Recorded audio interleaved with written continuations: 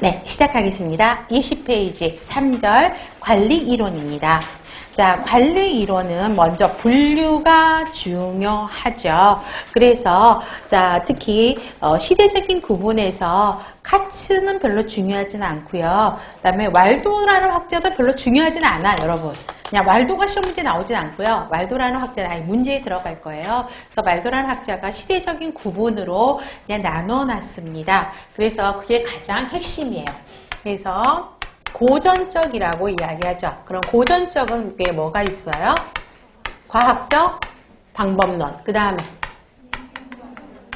행정관리론, 그 다음에 관료제. 그 다음에 신고전적이 있죠. 신고전적에는 인간관계론, 그 다음에 또 하나 행태과학론, 행동과학론이라고 이야기를 합니다. 그 다음에 의사결정론, 그 다음에 현대적 이론에서는 체계이론, 상황이론, 카오스 이론 이렇게 나오긴 합니다. 자, 시대적인 구분이에요. 자, 고전적인 시대는 사람을 중요하게 생각하지 않았어요. 사람을 목적을 달성하기 위한 수단으로 생각을 했어요. 그래서 과학적 방법론에는 누가 나오냐면 테일러라는 학자가 나옵니다. 그래서 테일러리즘이라고 이야기를 하고 있고요. 그 다음에 행정관리에서 아까 관리라는 이야기를 처음 했던 사람이 페이올이라고 그랬죠. 그래서 페이올이라는 학자가 행정관리론을 이야기하고 그 다음에 관료제는 베버라는 학자가 이야기를 하게 됩니다. 자, 그러면 우리가 관리 이론에서 가장 중요하게 봐야 되는 게 뭐냐? 그러면은 첫 번째가 그 관리 이론들의 특성이에요. 개념?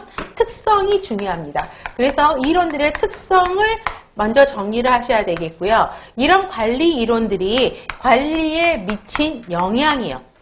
어떤 영향을 주었느냐? 그 다음에 세 번째가 또 뭐가 나오냐면요. 장단점이 문제가 나옵니다. 그래서 여러분들 좀 슬픈 이야기지만 관리 공부하다 보면 장단점 노이로제 걸려요. 장단점들을 막 섞어놓고요. 문제들을 많이 물어봅니다. 그래서 과학적 이론에서 과학적 방법론에서 테일러리즘의 특성이 무엇이냐, 행정관리론의 특성이 무엇이냐, 관료제의 특성이 무엇이냐가 문제에 나오죠. 그 다음에 신고전적이라는 건 뭐냐면 고전적인 이론은 인간을 무시했다 그랬잖아요. 그러니까 신고전적인 이론에서는 인간을 왜 무시하느냐, 인간을 대접해라, 인간을 목적으로 사용하라고 이야기를 합니다. 그래서 인간관계론은 누가 이야기했죠? 예? 메이오. 자, 여기서 호손이라고 하면 절대 안 되지. 자, 메이어라는 학자가 호손이라는 공장에서 실험 연구를 하게 됩니다. 그래서 인간이 중요하다라고 펼치기 시작하죠. 그 다음에 행태과학론은 인간관계론이 발전을 하면서 사람이 어때요? 생각만 하고 있으면 안 되는 행동으로 나와야 되는 거죠. 그래서 행동으로 나와야 된다. 행동적인 거를 강조한 거고요. 그 다음에 합리적인 의사결정을 해야 된다라고 이야기를 하는 게 의사결정론입니다. 그래서 이 학자들님 이렇게 외우시면 되겠고요. 그 다음에 체계 이론은, 현대적인 이론은 길리스라는 학자가 체계 이론을 아까 이야기했다 그랬죠. 그래서 간호관리 과정을 투입을 산출로 바꾸는 전환 과정이다 라고 이야기했었죠. 여기서 이야기가 나옵니다. 자, 고전적에서 신고전적의 특성은 뭐냐면 얘네 둘은요, 조직과 환경을 무시했어요. 그래서 무시해서 폐쇄적인 환경을 강조합니다. 조직은 환경과 서로 상호작용하지 않는 폐쇄적인 관점이다. 그렇지만 현대적인 이론은 뭐예요?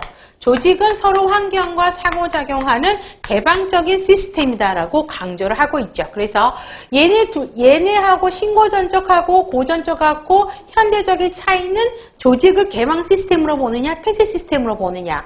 얘네 두 개 차이는 뭐예요? 고전적과 신고전적의 차이는 인간관이 다르다는 거죠. 인간을 수단으로 보느냐, 목적으로 보느냐라고 보는 것입니다. 그 다음에 관리도 어떤 관리 이론이 좋으냐 이게 없다고요. 상황에 맞게 관리를 하는 게 가장 좋다라고 하는 게 상황이고요. 카오스 이론